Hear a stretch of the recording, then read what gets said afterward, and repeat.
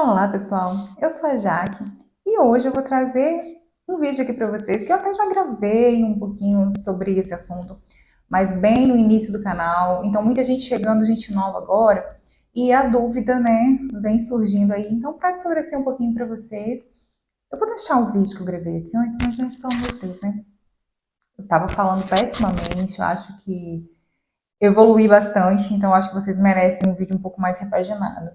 Eu vou falar sobre o meu puerpério, sobre o período, né, que a Helena ficou internada, só para vocês entenderem um pouquinho, né, dando seguimento aí a contar sobre a história dela e sobre tudo como foi, né. Antes de começar o vídeo, eu quero perguntar para você se você é inscrito aqui no canal. Se você não é, eu convido a se inscrever agora. Para você que já está inscrito, ative o sininho de notificação, assim você vai receber uma notificação cada vez que a gente postar vídeo. Assim fica por dentro de todos os assuntos que nós abordamos aqui. Bom, é, eu acho que até o momento do parto, assim, a minha ficha não tinha caído muito, né, sobre o que estaria por vir. Como eu já falei por aqui também, o período da gestação foi um período muito difícil, um período em que nós ouvimos muitas coisas muito ruins, né, assim, de ouvir. E a gente não imaginava que a Helena fosse realmente sobreviver ao parto. E eu entrei em trabalho de parto com 34 semanas, e isso me deixou ainda mais preocupada, porque eu pensava assim, se com tudo que vinham falando, né, que ela estava apresentando de alterações, e ainda juntar a prematuridade, eu imaginei que ela poderia se prejudicar muito mais. E aí, eu entrei em trabalho de parto com 34 semanas, precisei passar por uma cesariana, que devido à desproporção, né, do perímetro cefálico dela, a gente sequer pôde tentar um parto normal. Então, eu moro a 200 quilômetros do hospital, eu acho que eu já falei isso aqui para vocês, eu moro na cidade de Nova Venécia, e o hospital que ela nasceu foi na Serra, então dá aproximadamente uns 200 quilômetros da minha casa. Isso para vocês entenderem, né, realmente por tudo que aconteceu.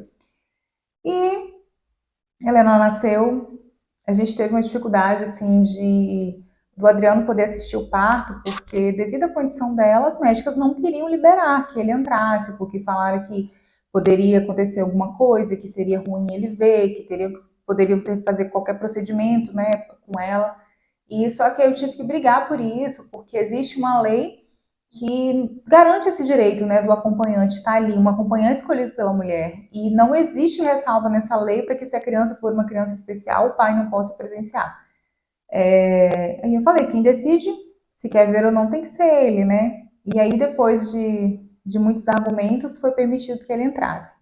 E a Helena nasceu, ela já foi levada, eu não consegui vê-la, eu não pude vê-la. Depois eu percebi que é uma prática desnecessária. A Helena, ela obviamente precisou de ir para a UTI, mas ela nasceu bem, ela nasceu chorando, ela nasceu respirando, então não precisava ter feito daquela forma de levar a criança para longe de mim assim. Mas coisas que eu aprendi também depois, né? Então eu sempre acho que é isso, o conhecimento nos liberta de uma forma que você deixa de sofrer determinadas violências se você souber dos seus direitos, né? E naquela época eu não consegui brigar por isso. Um momento muito conturbado, também muito delicado. E eu acho que até o momento não tinha caído a minha ficha, né, sobre o que eu poderia passar. E aí, Helena, eu consegui conhecê-la 12 horas depois do nascimento dela. E ela foi para uma UTI provisória, porque não tinha vaga na UTIM, né, que ela precisava de ficar. E eu tinha que vê-la, eu consegui vê-la 2 vezes ao dia, mais ou menos, e não podia ficar com ela, porque não tinha espaço para mim, né? E eu precisei vir embora para casa, viajar 200 quilômetros sem a minha filha. E eu acho que só no momento que eu fiz essa viagem que a minha ficha caiu, que eu estava vindo embora do hospital e eu não estava com minha filha. Então, assim, foi um dos dias mais difíceis da minha vida esse dia. E eu cheguei aqui, as pessoas com as que eu tive contato, todas queriam saber informações e eu não tinha condição de falar nada com ninguém.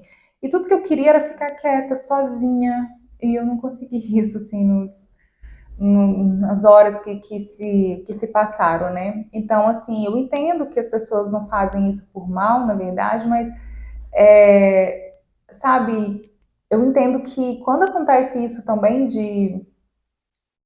essa coisa que não é típica, que não é normal, de você ter o seu filho e não trazer para casa, você se sente invadido. Era para ter um momento que você estaria ali, feliz, mostrando o seu bebê para as pessoas e você simplesmente está reproduzindo coisas que você ouviu dos médicos, sabe? Um momento de muita incerteza. Eu não tinha certeza de nada. A Helena estava muito fraquinha, muito pequenininha e não mamava. E a alimentação que tentaram dar a ela deu uma hemorragia no estômago. Ela estava com a saúde bem debilitada e eu não sabia como que ia ficar, né? E tudo que as pessoas queriam era saber o que ia acontecer e como que ela ia ficar. E foi muito difícil. Depois eu voltei para o hospital e lá permaneci por 49 dias. Então, assim, eu não tive resguardo, gente. Às vezes eu acho que eu tô de resguardo até hoje, sabe? Meu Deus do céu. Esse puerpério é infinito.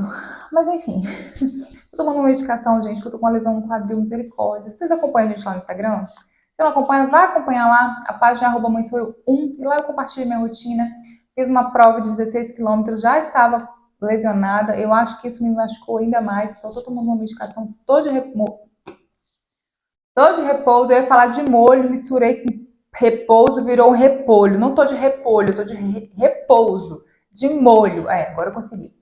Não posso correr, eu tô tomando a medicação que eu tô meio zonza assim da vida, mas tá tudo certo, tá, gente? Vai ficar tudo bem. É, e eu fiquei 49 dias no hospital, dormindo numa cadeira, indo e voltando uma vez na semana, porque eu vinha lavar as roupas dela. É, lavava, passava no outro dia, né? E já descia novamente para o hospital. Até tenho, gente, familiares mais próximos lá, né? Mas assim, eu precisava ir na minha casa. Olha, é uma coisa muito difícil mesmo você ficar. Eu fiquei dividida, tipo, eu tinha minha casa, meu marido, eu queria estar aqui, mas aí ao mesmo tempo eu queria estar lá, porque eu também não queria deixar minha filha. Foi um período muito difícil. É, eu não me cuidei, assim, de cuidar da cirurgia, de tudo, não, porque eu já tava, tipo assim, louca para tirar os pontos e correndo ficar com a minha filha ali no hospital. Então, assim, foi um período muito complicado, muito conturbado, porque, assim, quem já teve algum familiar, algum conhecido, assim, na UTI, a situação geralmente não evolui com muita facilidade, muito tempo e você só ouve as mesmas coisas, aquela palavra mais temida, está estável. Estável quer dizer que não está melhorando nem está piorando, então tá ali parado, sabe? E durante 49 dias eu fiquei do lado de um leito, não podia fazer nada, não podia ver televisão, internet super limitada, né? Porque era a internet do telefone, não tinha Wi-Fi no hospital, pelo menos não para as mães, né? Que estavam acompanhando o dia todo ali perto dela, e só isso. Não podia também carregá-la, assim, ela não podia ficar no colo o tempo todo, porque ela estava ligada com aparelhos. A Helena fez 2 cirurgias. Inclusive, tem uns vídeos aqui no canal onde eu conto toda a história das cirurgias, o que aconteceu ali dentro mesmo do hospital nesse período. Você pode ficar à vontade, pode procurar. Faz um tour aí pelo canal para você descobrir tudinho bonitinho. Eu também vou contando aqui ao longo dos vídeos, né? Só você começar a acompanhar a gente aí e que vai dar tudo certo. Também deixa o seu likezinho aqui, é de graça, você não vai gastar nada. E o YouTube vai entender que é um conteúdo relevante que vai mandar para mais pessoas, para a gente poder bater um papo com cada vez mais gente, né? E, enfim, tivemos a tão sonhada alta com 49 dias depois. E aí foi que eu acho que começou assim mesmo o puerpério, né? A coisa de chegar em casa com o bebê, de não saber o que fazer, de não ter a equipe médica ali, porque eu tinha muito medo que se acontecesse alguma intercorrência eu não soubesse socorrê-la, né? E assim, uma mãe de UTI, gente, pelo amor de Deus, eu acho que não que nós sejamos melhores do que as outras, mas é muito mais puxado, porque você ter o seu filho, depois de 2, 3 dias você trazer para casa e tudo se seguir normal. Mas sabe, você passa 49 dias sem saber se você vai tirar o seu filho dali. O dia que você tira o seu filho dali, você começa a ter medo de tudo, porque meu maior pesadelo era ter que voltar para lá, porque eu via muitas histórias das pessoas que tinham alta, davam uma semana com a criança em casa e estava retornando. Então, assim, eu comecei a ter medo de tudo, da gripe, de tudo, das pessoas, de alguém tocar na minha filha e machucá-la. Não, eu comecei a ficar muito neurótica, né? E aí, depois que eu tava começando a ficar bem, aí veio a pandemia. Aí eu fiquei mais neurótica ainda. E então, assim, foi um período muito difícil, né? E eu acredito que todas as mães que passaram por esse período, assim, sentiram a mesma coisa. Você simplesmente a gente fantasia aquela coisa de bebê na minha casa, dar um banho, o quartinho, e você simplesmente demora muito para ter isso. E você se pega nesse trajeto se perguntando se você vai ter isso, sabe? Mas, graças a Deus, eu sei que nem todos os casos, né? Tem bons desfechos, nem todas as mães conseguem isso, né? De levar o filho para casa, de estar ali com o filho. Mas quando a gente consegue, é muito bom, é muito gratificante.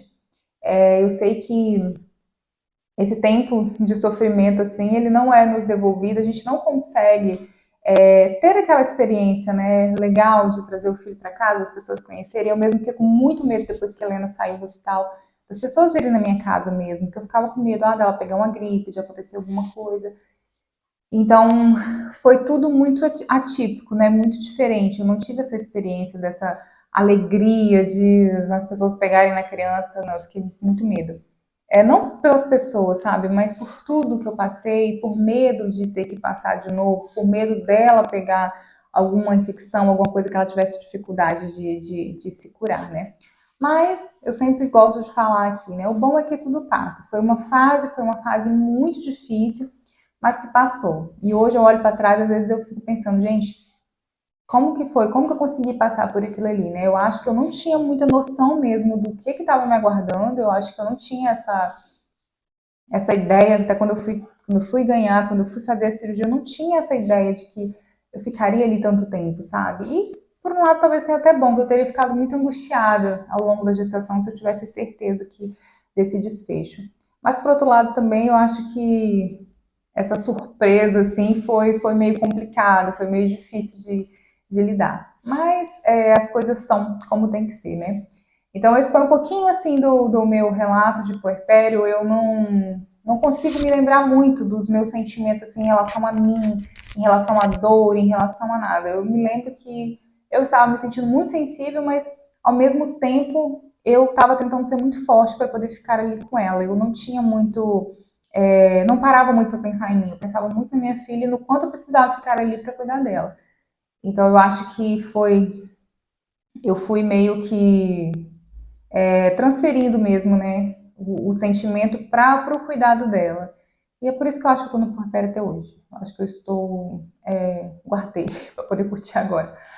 Mas enfim, gente, se você tiver alguma dúvida ainda sobre essa parte da história da Helena, você pode deixar aqui nos comentários, tá?